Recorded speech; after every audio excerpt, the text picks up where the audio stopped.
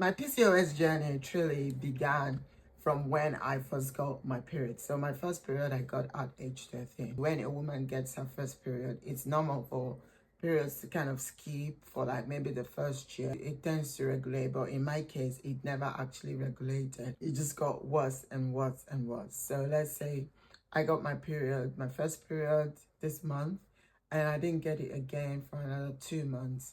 So it sort of continued like that. Even I remember that time I asked my sister if this was normal, and she said to me that yes, it can be normal because obviously my body needs to get used to getting a period and things like that, but that it's going to normalize. But in my case, it never really normalized. So being back in Nigeria, not actually knowing exactly what the issue was, as you know, as I started to experience more problems with delayed periods and other emotional issues, eating disorder and stuff like that. So I really didn't know what was wrong with me, and obviously mom at the time didn't know exactly what the issue was. So I never really got tested when I was in Nigeria. So I remember then I would bleed when I get a period after many months of not having any. I would bleed for a long time. I can bleed for 1 week, 2 weeks. I can even bleed for a month. And it can be very heavy as well. So I just thought, I was just wondering to myself, what exactly is wrong with me? So it got to a time like I was actually bleeding almost every time.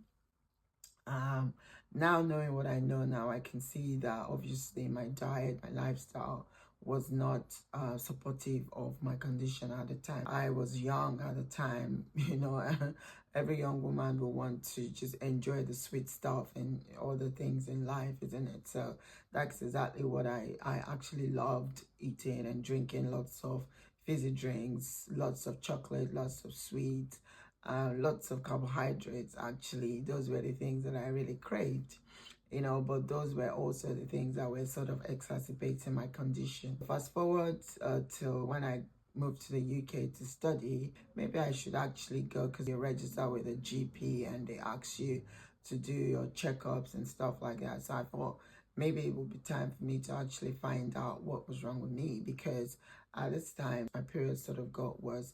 I started having, in fact, I already had hair growth, like chin hairs, upper lip hair, chest hairs, stomach hairs, like hairs in all the places that a woman should not be growing hairs. I had, you know, so I was just like, I would look at other women, like my friends, none of them had this kind of hairs. Even among my sisters, none of them had typical sort of like upper lip hair.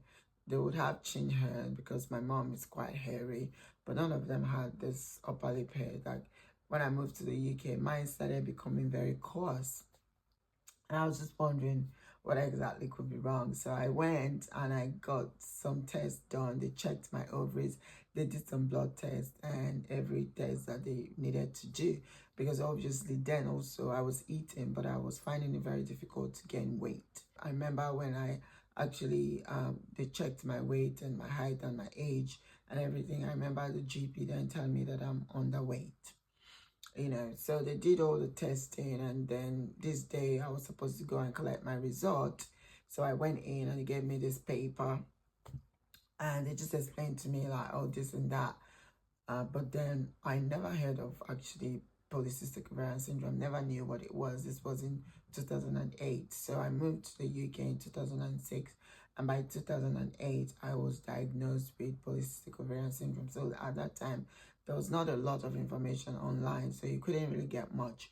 But even when I went online, I remember that time using my friend's computer to sort of check what's going on, what is polycystic ovarian syndrome. So I typed it into Google, and all the things I was seeing, how to treat PCOS and stuff, all were just pointing towards, you need to change your diet, you need to do this, you need to do that.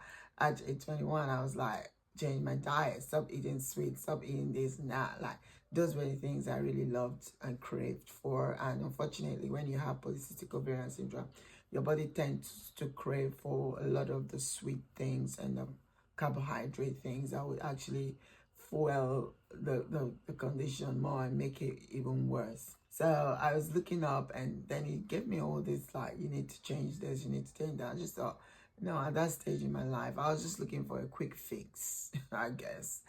Yeah, and the doctors then, after my diagnosis, they said, oh, we can place you on a contraceptive. You're young, you're not trying to get pregnant. But then if you want to get pregnant in the future, you should come back and we would stop the pill and then probably give you some medication that would help you ovulate so that you can get pregnant. At this point, I was not ovulating. I was hardly getting a period, and even if I start to, it feels like I'm going to get a period. It's just going to be continuous, never ending spotting. But they said, come back if you want to get pregnant, and then we will give you some medications that would help you get pregnant. I went away with the pill, started taking this pill, and just like a miracle, the spotting stopped. And I'm like, oh, so this actually really works. So I took the pill for as long as I could take it for, but not for too long. Not until then I met my husband. So met my husband, and obviously met my husband when I was 23.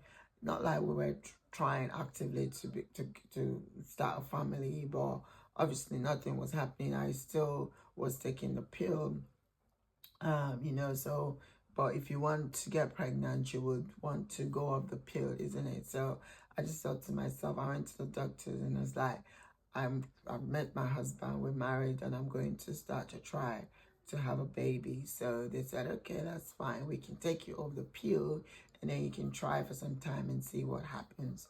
So the minute they took me off the pill, just a couple of weeks after, I started to spot again. Now, this time, my symptoms actually really became really bad.